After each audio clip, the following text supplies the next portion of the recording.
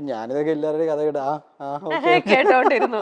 ഇനി എനിക്ക് ഈ പ്രണയത്തെ കുറിച്ച് തന്നെ എനിക്ക് വേറൊരു കാര്യം ഉണ്ണിയുടെ അടുത്ത് ചോദിക്കേണ്ട. അതിന് തൊട്ട് മുമ്പേ നമ്മുടെ മൈൽ സ്റ്റോണിൽ തന്നെ കുറച്ച് നാളുകൾക്ക് മുമ്പേ ഉണ്ണി വന്നപ്പോ ഇതേ ഒരു സബ്ജക്റ്റിനെ കുറിച്ച് ഉണ്ണി ഒരു കാര്യം പറഞ്ഞിരുന്നു. അതെന്താന്ന് ഓർക്കുന്നുണ്ടോ എന്ന് എനിക്കറിയില്ല, നമുക്ക് നോക്കാം എന്താന്ന്. ആരുടെയും കല്യാണം കണ്ടിട്ട് അസൂയ തോന്നിയിട്ടുണ്ടോ? പിന്നെ ഇപ്പൊ എനിക്ക് അതാണ് പണി.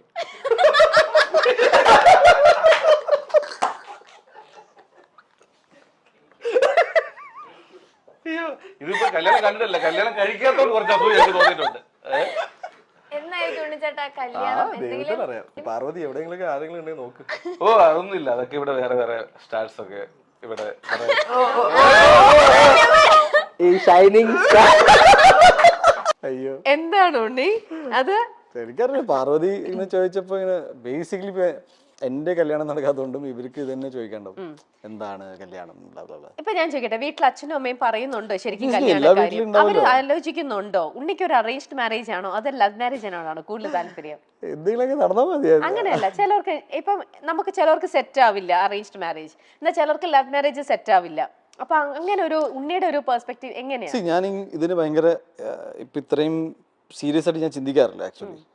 കല്യാണത്തെ കുറിച്ച് ഇതുവരെ സീരിയസ് ആയിട്ട് ഇങ്ങനെ അയ്യോ കല്യാണം നടന്നിട്ടില്ല അതുകൊണ്ട് എന്തോ പ്രശ്നമാണെന്ന് ഇല്ല. അത് അമ്മ പറഞ്ഞുകൊണ്ടിരിക്കല്ലേ മോനെ? ഡെഫിനറ്റ്ലി. അപ്പൊ നമ്മളിങ്ങനെ പറയും ഓക്കെ നിങ്ങൾ നോക്കൂ ഏതെങ്കിലും ഒരാൾ കണ്ടുമുട്ടുവാണെങ്കിൽ നമുക്ക് നോക്കാം. പക്ഷെ എനിക്ക് ഒരു കാര്യം വളരെ ക്ലിയർ ആണ്, ഇത് അയ്യോ ഈ ടൈമായി ഞാൻ ഈ കല്യാണം കഴിച്ചില്ലെങ്കിൽ എനിക്ക് അതിലൊരു പാനിക് ലെവലില് നിന്നിട്ട് എന്തെങ്കിലും ഒരു എടുത്തു ചാടി ഒരു തീരുമാനം ചെയ്യും. ഈ കാര്യത്തിൽ ഞാൻ ചിന്തിക്കുന്നുണ്ടെന്ന് പറയാം. എടുത്തു ചാട്ടം ഇല്ല. അപ്പൊ പിന്നെ സമയത്ത് സംഭവിക്കുമെന്ന് വിചാരിക്കുന്നു. അത്രേ ഉള്ളൂ. ഓക്കെ, അപ്പൊ ഇനി അടുത്തത് കേട്ടോ. ഉണ്ണിയുടെ സ്റ്റാർ ക്രഷിനെ കുറിച്ച് ചോദിച്ചാൽ എന്ത് ഉത്തരമായിരിക്കും ലഭിക്കുക? അനുഷ്ക ഷെട്ടി. എല്ലാ മൂവീസും കാണാറുണ്ടോ? എല്ലാം ഏകദേശം എല്ലാ മൂവീസ് കാണുന്നില്ല, എന്നാലും അത്യാവശ്യം കാണാറുണ്ട്. അങ്ങനെയല്ലേ? അടുത്തത്, ഉണ്ണി മുകുന്ദന്റെ സംവിധാനത്തിൽ ഒരു സിനിമ ഇനി എന്ന് കാണാനാകും? എത്രയും പെട്ടെന്ന് സംഭവിക്കട്ടെ. ആണോ ഉണ്ണി? അങ്ങനെ ഒരു പ്ലാൻ ഉണ്ടോ? അതെ. ഞാൻ ആക്ച്വലി കഴിഞ്ഞ 5 വർഷമായിട്ട് ഞാൻ റെഡിയാണ്. പിന്നെ സാഹചര്യങ്ങൾ ഇങ്ങനെ ഒത്തുചേർന്ന് വന്നാൽ ചെയ്യുന്ന രീതിയിലാണ്. ഓക്കെ. കഥയൊന്നും കേട്ടു തുടങ്ങുമോ? അങ്ങനെയൊന്നും ആയിട്ടില്ല? എല്ലാം റെഡിയാണ്. ആണ്. ഞാൻ എന്ത് ചെയ്യണം എന്ന് എനിക്ക് ധാരണയുണ്ട്. അത് അതിന്റെ ഒരു ലോജിസ്റ്റിക്സും പിന്നെ അത് ചെയ്തെടുക്കാനുള്ള ഒരു ടൈം, പിന്നെ എന്റെ ബേസിക്കലി ഇതിനെല്ലാം തടസ്സം വരുന്നത് ആഗ്രഹമുണ്ട്. അപ്പോ ഞാനിപ്പോ കമ്മിറ്റ് ചെയ്ത സിനിമകൾ കംപ്ലീറ്റ് ചെയ്യണം എന്നാണ് പ്രയോറിറ്റി. അപ്പൊ അതുകൊണ്ട് എന്നിട്ട് ചെയ്യാമെന്നുള്ള പ്ലാനില്. Okay, good. അഭിനയിച്ച നായികമാരിൽ ഇനി ഒരു തവണ കൂടി അഭിനയിക്കണമെന്ന് തോന്നിയത് ആരുടെ കാര്യത്തിലാണ്? ഇതൊക്കെ ഓരോരുത്തരും ചോദിക്കുന്ന കേട്ടോ, ഓരോരുത്തർക്കും അറിയാനുള്ള ഓരോരോ അഭിനയിച്ച നായികമാരിൽ. ലാസ്റ്റ് ഇപ്പൊ ഞാൻ ജയഗണേഷിൽ വർക്ക് ചെയ്ത മഹിമയോടൊപ്പം വർക്ക് ചെയ്യാം. ഐ തിങ്ക് ഞാൻ വർക്ക് ചെയ്തതിൽ വെച്ചാൽ ഏറ്റവും വൺ ഓഫ് ദി മോസ്റ്റ് ഈ അടുത്തായിട്ട് ഭയങ്കര പ്രൊഫഷണൽ ആണ്. ഐ തിങ്ക് ഇന്ത്യയിൽ തന്നെ അറിയപ്പെടാൻ സാധ്യതയുള്ളൊരു ആക്ട്രസ് ആണ്. She is very good actually. എന്ന് വെച്ചാൽ in terms of acting and പിന്നെ പ്രൊഫഷണലിസം എന്ന് പറയുന്ന സംഭവം ഉണ്ടല്ലോ, ലൈക്ക് ഒരു പ്രൊജക്ടിനെ എങ്ങനെ ഹാൻഡിൽ ചെയ്യണം, ആൾക്കാരുമായിട്ടുള്ള പെരുമാറ്റം, അതെല്ലാം പക്ക. ഓക്കെ, അത് വെച്ച് ചോദിക്കുമ്പോൾ ചോദിക്കട്ടെ, ലോഹിതദാസ് സാറുമായിട്ട് എങ്ങനെയെങ്കിലും പരിചയമുണ്ടോ? കണക്റ്റഡ് ആണോ? ഇല്ല, ഒന്നുമില്ല. എനിക്ക് ആഗ്രഹം ഉണ്ടായപ്പോൾ അച്ഛനോട് പറഞ്ഞു. അപ്പൊ അച്ഛന്റെ ഒരു ഫ്രണ്ട് ഉണ്ട്, ഗംഗാധരൻ അങ്കിൾ, തൃശ്ശൂര്. ഗംഗാധരൻ അങ്കിളുടെ ഫ്രണ്ടാണ് TG രവി സാറ്. അങ്ങനെ TG രവി സാറിന്റെ അടുത്ത് തൃശ്ശൂർ ആരെങ്കിലും സിനിമ ഡയറക്ടർ ആരെങ്കിലും, അങ്ങനെ ലോഹി സാറിന്റെ നമ്പർ അഡ്രസ്സ് കിട്ടി. ആ അഡ്രസ്സിലേക്ക് ഞാൻ കത്തയക്കുന്നു.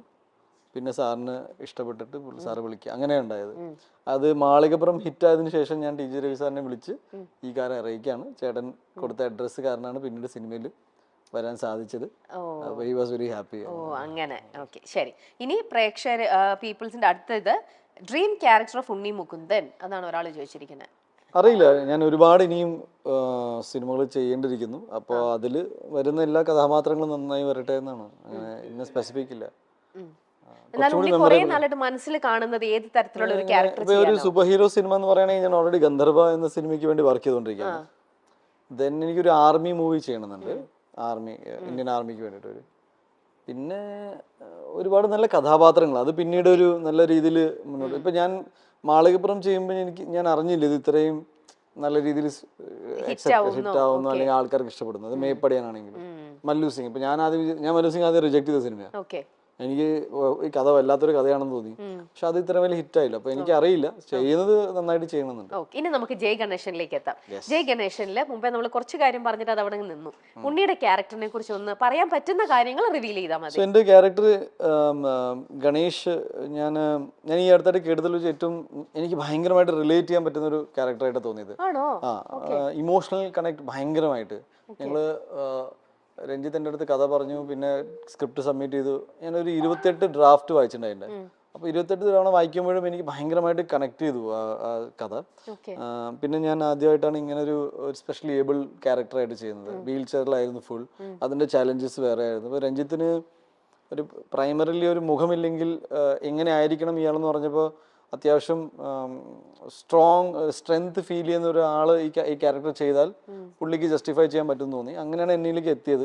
അപ്പം ഞാനും പിന്നെ ഇതിൻ്റെ ഫുൾ എനിക്ക് കഥ ഡീറ്റെയിൽ ആയിട്ട് പറയാൻ പറ്റാത്തതുകൊണ്ട് പറയാം, ഇതിൻ്റെ ഒരു ഇമോഷണൽ കണക്ട് ഭയങ്കര രസമാണ്. അതായത് ഈ സിനിമ ആര് കണ്ടാലും അവർക്ക് ഒരു kind of life is beautiful പറഞ്ഞ പോലെ ഒരു വളരെ പോസിറ്റിവിറ്റി അവർക്ക് കിട്ടും.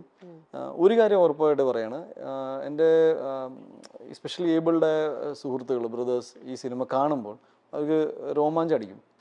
ദാറ്റ് ഈസ് അവരെ സംബന്ധിച്ച് എനിക്ക് ഈ സിനിമ ഒരു രീതിയിലും മോശമായി ഈ കഥാപാത്രത്തെ ഇങ്ങനെ കാണിച്ചല്ലോ അങ്ങനെയല്ലാതെ ഒരു ഹീറോയിക് രീതിയിൽ തന്നെയാണ് ആ സിനിമ നമ്മൾ ഇത് എന്താ പറയുക ഈ ക്യാരക്ടറിനെ നമ്മൾ പ്രസന്റ് ചെയ്യുന്നത്. പിന്നെ നല്ല ആക്ടേഴ്സ് ഉണ്ട്, നല്ല ക്രൂ കിട്ടി എനിക്ക്. പ്രൊഡക്ഷനും ഡിസ്ട്രിബ്യൂഷനും നമ്മൾ ഹാൻഡിൽ ചെയ്യുന്നത് UMF ആ ചെയ്യുന്നത്. പിന്നെ മൊത്തത്തിൽ മാളികപ്പുറം എന്ന സിനിമയ്ക്ക് ശേഷം എനിക്കൊരു ചെറിയ പ്രഷർ ഉണ്ടായിരുന്നു. ഇനി എന്ത് ചെയ്യണം, ഇത്രയും പ്രതീക്ഷകൾ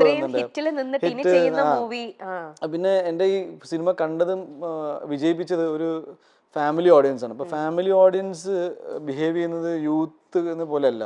ഇവര് ആ സിനിമ കാണണമെങ്കിൽ അവർക്ക് ഒരാളല്ല സിനിമ കാണാം, 4 പേര് സിനിമ കാണും. 4 പേര് എന്ന് വെച്ചാൽ ചുരുങ്ങിയത് ഒരു 1000 രൂപ, പിന്നെ ട്രാവൽ, സമയം മാറ്റി വെക്കുക. അപ്പോൾ ഒരു വലിയ ചെലവാണ്. ഒരു യൂത്ത് സിനിമ കാണുന്ന വെച്ചാൽ അയാൾ മാത്രം പോയി കണ്ടുവരും. വീട്ടുകാരോട് ചിലപ്പോൾ നല്ലതാണെന്ന് അവൻ പറയും, ഇല്ലെങ്കിൽ പണം ഡ്രോപ്പ് ചെയ്യും. ഫാമിലീസ് ഒരു ആക്ടറിനെ ട്രസ്റ്റ് ചെയ്തിട്ട് സിനിമയിൽ പോകുന്ന ഒരു സ്വഭാവം കാണിക്കുന്ന ഒരു സ്വഭാവമുണ്ട്. ഞാൻ കുറേ പേരെ കാണുമ്പോൾ ഉണ്ണിയുടെ അടുത്ത പടം ഏതാന്ന് പറയുമ്പോൾ എനിക്ക് നല്ലൊരു സിനിമ അവർക്ക് കൊടുക്കണം എന്നുണ്ടായിരുന്നു, നല്ല സിനിമ. അപ്പോൾ ഒരു വർഷം ഇതിനു വേണ്ടി മാറ്റി വെച്ചൊന്നല്ല, ഇതിനിടയിൽ ഞാൻ തമിഴ് ചെയ്തിട്ടുണ്ട്. അപ്പം മലയാളത്തിലൊരു സിനിമ വരുമ്പോൾ ഒരു ഗുഡ് മൂവി ചെയ്തിട്ട് എനിക്കൊരു സേഫ്റ്റി. ഞാൻ കേട്ടിട്ടുണ്ട് ഈ ഒരു വർഷം ഉണ്ണി 300-400ഓളം സ്ക്രിപ്റ്റുകൾ കേട്ടു, കണ്ടു, വായിച്ചു പോയി. ഞാൻ മാത്രമല്ല, പിന്നെ എന്റെ ടീം ഒരുപാട് പേര്, ഞങ്ങൾ ഒരുപാട് സ്ക്രിപ്റ്റ് വായിച്ചു. അതെ, അപ്പൊ അതിൽ നിന്നും ബെസ്റ്റ് ആയിട്ട് തോന്നിയ ഒരു തവണയാണ്. അപ്പൊ എന്തായാലും ഐ എം ഷുവർ ജയ് ഗണേഷ് എന്ന് പറയുന്നതിനകത്ത് അതൊരു മിനിമം ഗ്യാരണ്ടി ഒരു സംഭവം ഉണ്ടാവും. അതിന് ഉണ്ണിയുടെ കരിയറിൽ തന്നെ ഇതുവരെ ചെയ്തതിനെക്കാട്ടിലും ഇപ്പൊ പറഞ്ഞ പോലെ ആ ചാലഞ്ചിങ് തന്നെയായിരുന്നു ആ ഒരു ക്യാരക്ടർ ചെയ്യാന്ന് പറയണത് അല്ലേ? എനിക്ക് ഭയങ്കര ശാരീരികമായിട്ടും മാനസികമായിട്ടും എന്നെ ഭയങ്കരമായിട്ട് ടച്ച് ചെയ്ത ഒരു ക്യാരക്ടറാണ്. ഒരു സിനിമ ചെയ്തതിന് ശേഷം എനിക്ക് സങ്കടം തോന്നിയെന്ന് വെച്ചാൽ ഒരു സിനിമ ചെയ്യേണ്ടി വന്നു. എനിക്ക് ഇത്രയും സ്പെഷ്യലി ഏബിൾഡ് ആയ അല്ലെങ്കിൽ ഭിന്നശേഷി നിൽക്കുന്ന സുഹൃത്തുക്കളെ അവരുടെ ലൈഫിനെ കുറിച്ച് മനസ്സിലാക്കാൻ.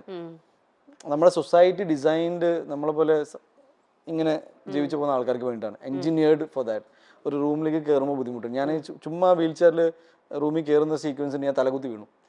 എനിക്ക് അന്ന് ഉണ്ടായ സങ്കടം ഞാൻ വീണതിന്റെ അല്ല, ഇതൊക്കെ നമ്മളിതിനെ നമ്മുടെ ശ്രദ്ധ പോയിട്ടില്ലല്ലോ ഇതില്. സോ ഡെഫിനറ്റ്ലി ഈ സിനിമ കൊണ്ട് ഞാനതൊരു നല്ല വ്യക്തി എന്ന രീതിയിലും മോർ എന്താ പറയാ കമ്പാഷനേറ്റ്, നമുക്ക് അറിയാൻ പറ്റി, ഫീൽ ചെയ്യാൻ പറ്റി, ഇമോഷണൽ കുറേ സാധനങ്ങൾ. പിന്നെ ഞാൻ പറയട്ടെ, ദൈവം എന്ത് ടെൻഷൻ വന്നാലും എന്നെ ഇങ്ങനെ ആക്കിയല്ലോ എന്നതിന്റെ ഒരു കടപ്പാടുണ്ട് ദൈവത്തിനോട്. എന്ന് വെച്ചാൽ ഓക്കെ, എവറിങ് ഈസ് ഫൈൻ. നമ്മുടെ ആരോഗ്യം നമ്മുടെ കൂടെ ഉണ്ടെങ്കിൽ തന്നെ വലിയ കാര്യം.